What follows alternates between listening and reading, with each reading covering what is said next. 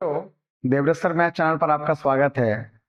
बच्चों, आज हम क्लास 9 के मैथ में जो प्रश्नावली 1.1 हम लोग सीख रहे थे, उसमें हम क्वेश्चन नंबर 4 को सीखेंगे, जिसमें सत्य सत्य बताना है आपको।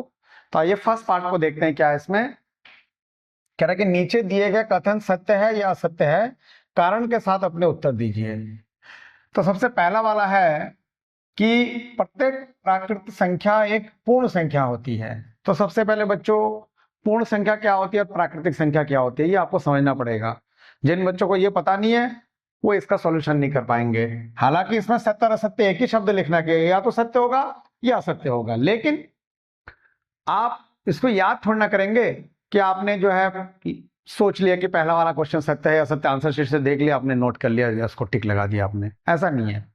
आपको पढ़ करके समझना है कि ये सत्य क्यों होगा और असत्य होगा तो असत्य क्यों होगा। तो उसके लिए सबसे पहले बच्चों आपको प्राकृत संख्या और पूर्ण संख्या ये आपको देखना पड़ेगा। तो प्राकृतिक संख्या क्या होता है? प्राकृत संख्या या प्राकृतिक संख्या एक ही चीज है। प्राकृतिक संख्या एक से स्टार्ट होती है, अर्थात 1, 2, 3, 4, 5, 6, इस तरह के आगे जितने भी संख्या आएगा अनंत तक, बहुत दूर तक बड़ी बड़ी संख्या भी है, सब प्राकृतिक संख्या होती है। और पूर्ण संख्या क्या होता है?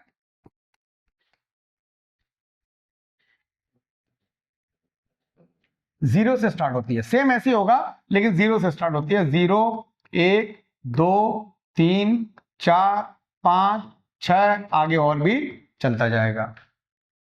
सिर्फ ये अंतर है कि सबसे छोटी प्राकृतिक संख्या 1 होती है और सबसे छोटी पूर्ण संख्या 0 होती है। अर्थात 0 अगर मैं लेता हूं तो प्राकृतिक संख्या नहीं आएगा, लेकिन अगर मैं कहता हूं कि 1 क्या है, तो 1 पूर्ण संख्या भी है और प्राकृतिक संख्या भी है। 2 क्या है? 2 प्राकृतिक संख्या भी है, पूर्ण संख्या भी है। लेकिन अगर मैं कहता हूं 0 क्या है, तो 0 केवल पूर्ण संख्या है, प्राकृतिक संख्या में 0 नहीं आता है। तो अगर वो कहता है कि प्रत्येक प्राकृतिक संख्या एक पूर्ण संख्या होती है, तो आप देख रहे हैं प्रत्येक प्राकृतिक संख्या पूर्ण संख्या के अंदर है। यानी 1 भी है, 2 भी है, 3 भी है, 4 भी है, जहां पर आगे जहां तक संख्या होगा सभी प्राकृतिक संख्या पूर्ण संख्या के अंदर है।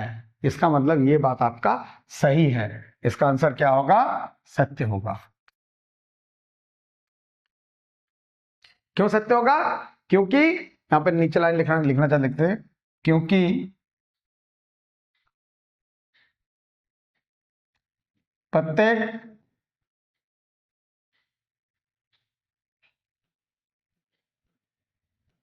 प्राकृतिक संख्या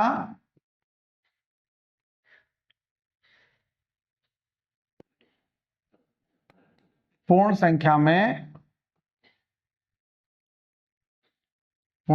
में उपलब्ध है। उपलब्ध है, ये इसका आंसर हो जाएगा। इसी क्रम में फोर्थ का दूसरा वाला बच्चों कह रहा है कि प्रत्येक पूर्णांक एक पूर्ण संख्या होती है। तो प्रत्येक पूर्णांक एक पूर्ण संख्या होती है कि नहीं, वो हमें देखना है। तो देखो बच्चों, पूर्णांक क्या होता है? पूर्णांक में जो है धनात्मक और ऋणात्मक, यानी प्लस की संख्या और माइनस की संख्या, दोनों संख्या पूर्णांक के अंदर आती है। जैसे मान लीजिए अगर मैंने -1 कहा है, 0 कहा है, +1 कहा है, +2 कहा है, -3 कहा है, -5 कहा है, ये सब पूर्णांक है। लेकिन पूर्ण संख्या में केवल धनात्मक संख्या होती है। पूर्ण संख्या क्या होता है?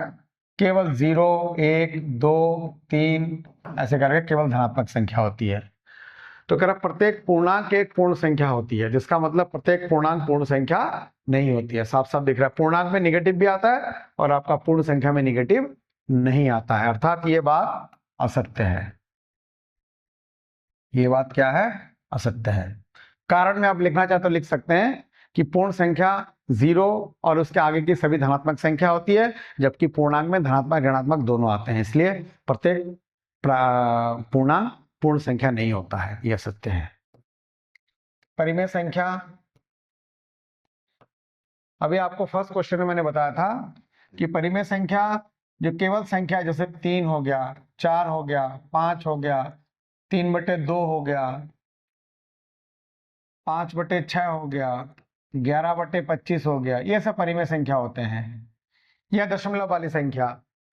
तो कह रहा है प्रत्येक परिमेय संख्या एक पूर्ण संख्या होती है, और पूर्ण संख्या क्या होता है?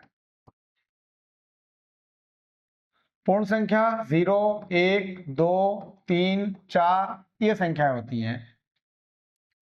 तो देखिए पूर्ण संख्या ये तो परिमेय संख्या है, लेकिन अगर 3/2, 5/6 इस तरह बटे वाला कोई संख्या आ जाता है तो ये पूर्ण संख्या नहीं होगा। ये परिमेय संख्या तो है लेकिन पूर्ण संख्या नहीं होगा। तो उसने कहा कि प्रत्येक परिमेय संख्या एक पूर्ण संख्या होती है, तो प्रत्येक परिमेय संख्या पूर्ण संख्या नहीं है, तो इसका आंसर भी आपका हो जाएगा असत्य। कारण में अगर आपको लिखना है कि क्यों यह असत्य होगा, क्योंकि परिमेय संख्या में भिन्न वाली संख्या भी आती है और जबकि पूर्ण संख्या में कोई भिन्न वाली संख्या नहीं आती है, ये कारण आप लिख सकते हैं। तो बच्चों आशा करता हूं ये ऑप्शन वाले जो क्वेश्चन है आपके ट्रू फॉल्स वाले, ये आपको समझ में आया होगा। आज की क्लास यहीं पर समाप्त करते हैं।